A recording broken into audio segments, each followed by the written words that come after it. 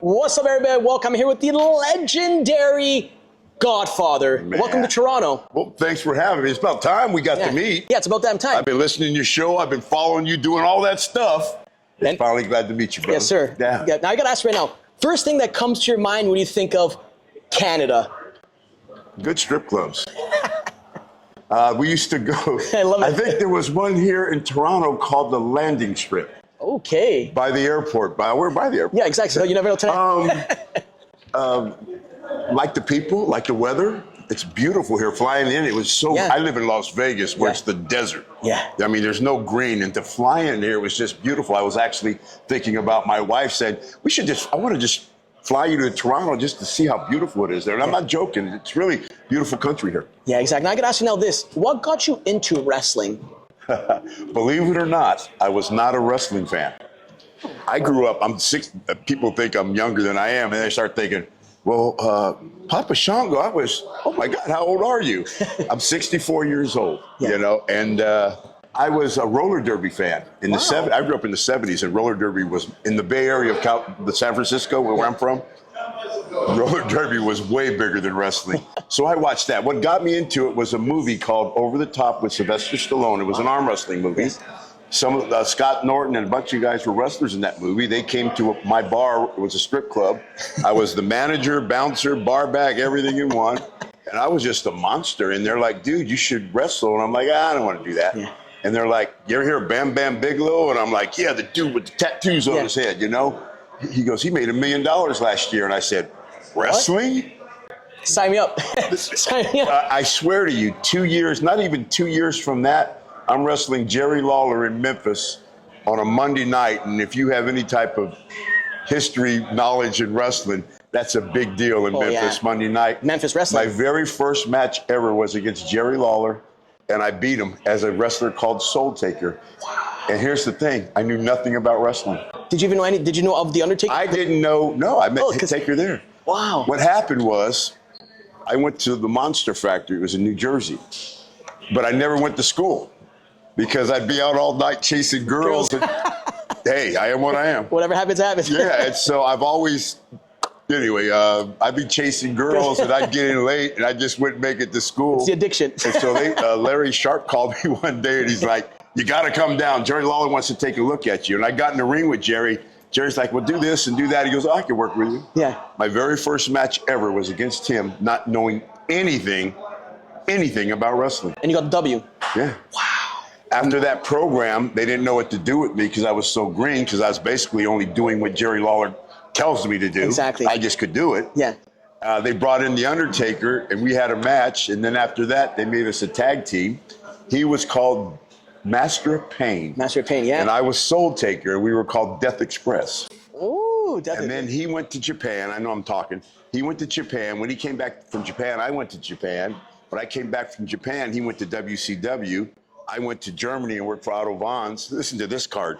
Chris Benoit, Owen Hart, Fit Finley, Dave Taylor, Razor Ramon, Salvatore Bellomo. These guys were all there. We were there for 8 months. Wow. And so what they would do every day, they'd say, get off that hash pipe, get your ass, let's go get in the ring. So I'd get in the ring with these guys, and they taught me how to work. Wow.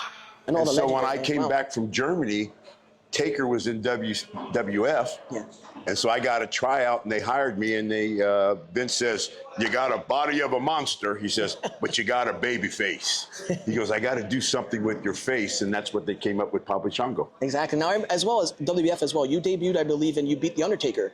Was that your first debut as well? No. That was when I came back. That's another long story. Yeah, that could be But I came back, I was supposed to be Papa Shango. Yes. A newer version of a more serious, not so cartoonish, a little more serious, more wrestling. And I get there, and they're like, Vince wants to talk to you. I'm like, Vince wants to talk to me? Cool, I'd like to talk to Vince, right? Yeah. He goes, change your plans. He goes, tonight, we're going to put you in the Nation of Domination. We're going to call you Kama Mustafa. You and Ron Simmons are going to wrestle Undertaker in a handicap match, and you're going to go over.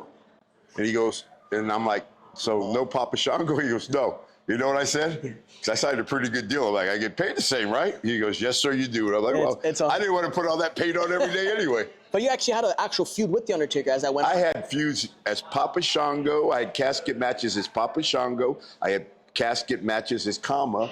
I had matches as Kama. I've wrestled him even as Godfather. Yeah. And Godfather. Yeah. We never wrestled, but I told him what he liked. Yeah, when you broke him out of character that time. Yes. Oh, I broke him before. He didn't break on TV. Yeah. But I used to break you him always all had him, the though. time. You always had him. You could tell. Now, do you have any BSK stories? I know it could go on here all night, but one story that like just you gotta know. Me, Yoko, Undertaker are riding in a car, probably a Cadillac or Lincoln. That's what we're renting back then. And a lot of people don't know, but a lot of people do know I've listened to country music. Yeah. I listen to 80s country music. That's huge right now as well. I'm a big 70s, 80s country music. Yeah. So I'm in the car with Yoko. I'm driving. Yoko's to my right and Taker's in the back. And so I got some Hank Williams on. I chew tobacco too, believe it or not. I got a chow in and I'm spitting and I'm singing the song with Hank. So all of a sudden Yoko looks at me, looks at the cassette tapes back then, ejects the tape, puts the window down, throws the tape out the window. I'm like, dude, what the hell are you doing, man? That's my ta-da-da-da. He goes, hey, mofo. He goes, anybody ever tell you black?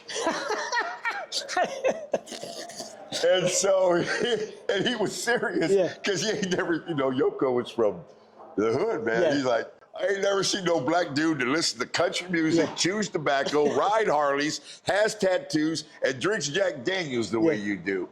And so, I love it. I love it. Now, we also had, before we spoke as well, I told you how I had D'Lo Brown on the show, and I asked him this question as well. Do you believe, I believe, we had the whole crowd buzzing, that the Nation of Domination deserves to be in the Hall of Fame? Oh, yeah. Yeah. You know what's stopping it, don't you? The Rock. How you going to put the Nation in the Hall of Fame when The Rock's not in the Hall of Fame? So until The Rock is put into the Hall of Fame, you can't put the Nation in without him. Exactly. And he's not going to come in for that. So that's what's stopping it. Exactly. I can tell you that's what's stopping it. And he probably wants so much money. He probably wants $50 million just to be inducted into the Hall of Fame, or more. At this point, I guess, how about now you joining the Nation Domination? Because to me, that was such a cultural shift, if you call it. Like joining the Nation Domination, how did that all come about? It started when it started. It was Ron, D'Lo. It had 2 white rappers. It had a girl in it. I mean, it had Clarence Mason, and that started that. And then I think I've heard Ron tell the story that, because I didn't really follow it, but Ron tells the story that it was just too real. Yeah.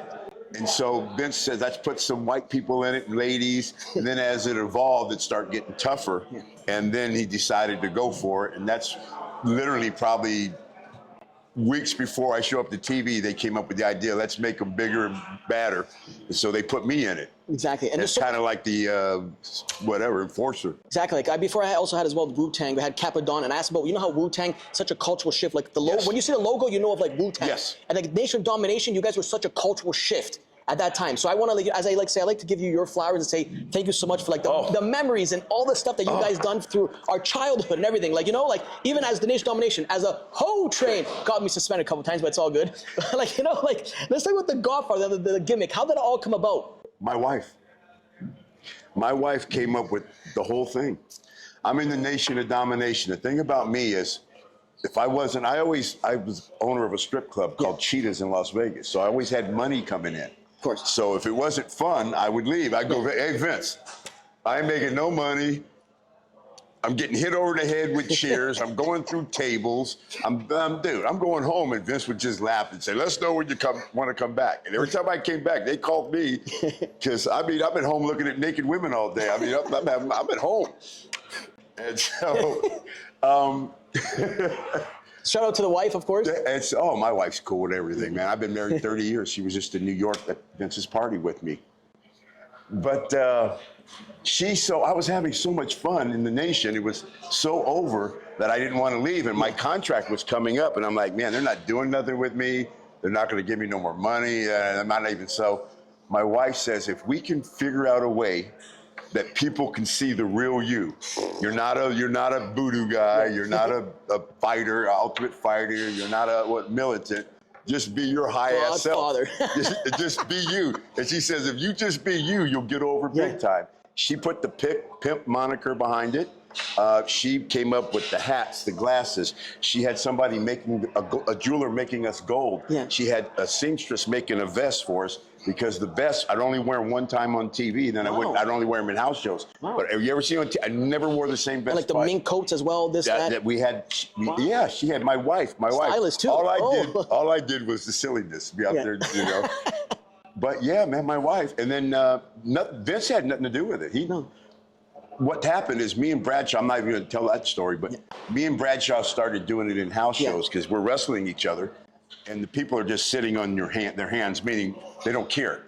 Where the popcorn match is the one after intermission, and we're beating the hell out of each other for 12 minutes and not anything. People just don't care. So I'm like, hey, Johnny, let's try something different tonight. And so I went out there, and now I'm growing, my hair grows fast. I'm growing my hair. Right, I'm braiding my hair now, and I'm doing this. And so I'd come out there, and I had the Godfather hat, a motorcycle black vest, and black pants. That's just how I always told me. Little pimpish. Yeah. And so I got out there, I'm just going to say it, I'm a pimp. And see how you laughed? Yeah, exactly. See how you just got laughed? everybody back here laughing. Okay, all of a sudden I heard that, and I'm like, oh shit, there's something to this. And so then, that was a big dog over there. And so I said, well, right now, I said, in the back, I didn't have any girls. I didn't have any of that stuff. I said, Johnny, right now, in the back, I have these girls, and they'll do that. And so it finally got to the point where the crowd was just chanting, take the hose, take the hose. And I mean, the whole place is doing this. And I'm like, and now, mind you, we haven't even wrestled. We're 6-7 minutes in. We haven't touched each other. Wow. And the crowd's going, take the hose, take the hose. I'm like, Johnny, they're telling you what to do. And so then he would take them, the place would go crazy, and then we should have left it there. But then what we do, Johnny, I would start healing on the people, because I was a heel still. Yeah. I start healing on the people, another dumb white country boy, you know, that type of stupid stuff. He would turn around, they'd buzz me, I'd turn around, he'd hit me with that lariat. 1, 2, 3, I'd pop up, put my hat back on and say, man, pimping ain't easy. And Vince, we did that 2 shows on the road. When I got to TV, Vince called me to the office. He's like, dude, what are you doing? I hear this thing might have some legs to it. I explained it to him, and he goes, can you get me some girls? So I'm like, really, Vince? Really? Can you get you girls? So I grabbed Taker. Me and Mark went to the local strip club. No. Right? No. We were probably there the night before. And we went to a strip club, got like 4 strippers, took them back to TV, did my little act, and it got over. Rest is history. It was from the very first time I went out there with the girls and did whatever I did, it was over. Yeah. How about the iconic song now? Come on. Oh, I love that song. Like, how'd that come about?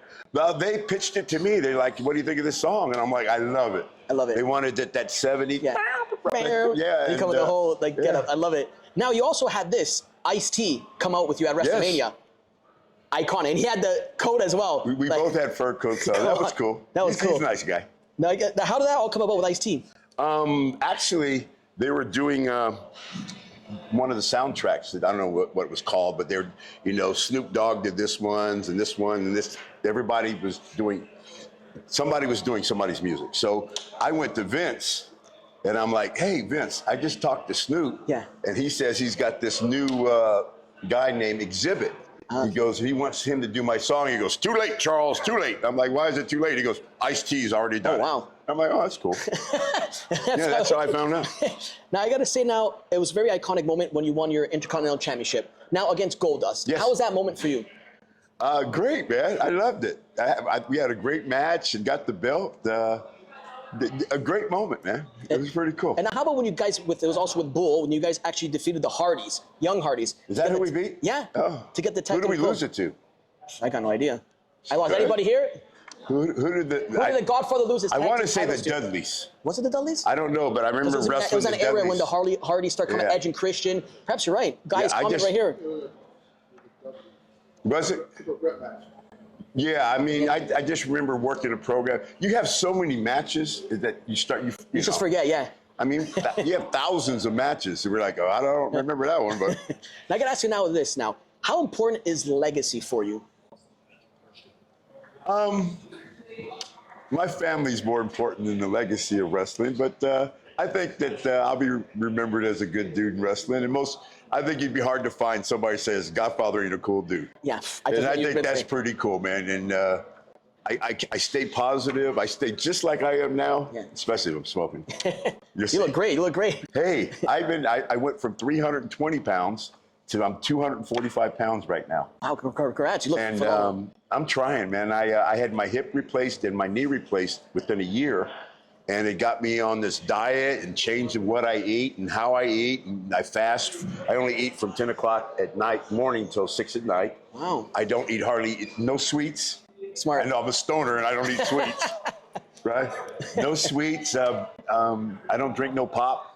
I drink a lot of water. That's a good thing. I have 2 small meals a day and a protein drink. And that's well, God bless you. You look good. Thank you. I guess now, if there could be now a dream match for you, anybody from the past and the present, who would it be now with any of your characters? You know what? I always wish me and Boogeyman could have got it on. As Papa Shango and Boogeyman. Could you imagine? That could have been something. That could have been something for sure, 100%. I always tell people, I wish we were we could have got together somehow and wrestled. We have the same last name. Wow. Charles Wright, Marty Wright. Wow. Isn't that crazy? Now, if there could be anything now for like a young and up-and-coming like wrestler or even girl as well, boy, that look up to you and just be like, I want to become a wrestler when I grow up. What is some motivational? You know, it's so different now. Yeah, different era. It's just a different era. You know, when I came up, there was wrestling schools, which are now indie shows. Yeah. Okay. But it was wrestling schools that you could train and get a job from out of there. Today, it's so different. This is going to sound funny, but you're better off having 1 million followers. They'll take you on right away if you got a strong Facebook, Twitter. Exactly. It's so different now. The basic advice for me would be get in with a good trainer, learn as much as you can. I don't care if you're a small woman or a 7-foot guy. Learn the big guy stuff, the small guy stuff, learn it all. And you'll be more valuable in the end. Exactly. Now, you also had a lot of great battles for championships against Bret Hart, the British, the Bulldog. Like, how was that there? Like, just in the ring with one of the best technician right there. Dude, I love working with Bret, man. I love working with Bret because he's so good. Yeah. And you let him lead. Yeah. Most of the time, I would call the match, but somebody like Bret or Sean or those good workers, let them call the match. I'll call my heat, but let them call the match.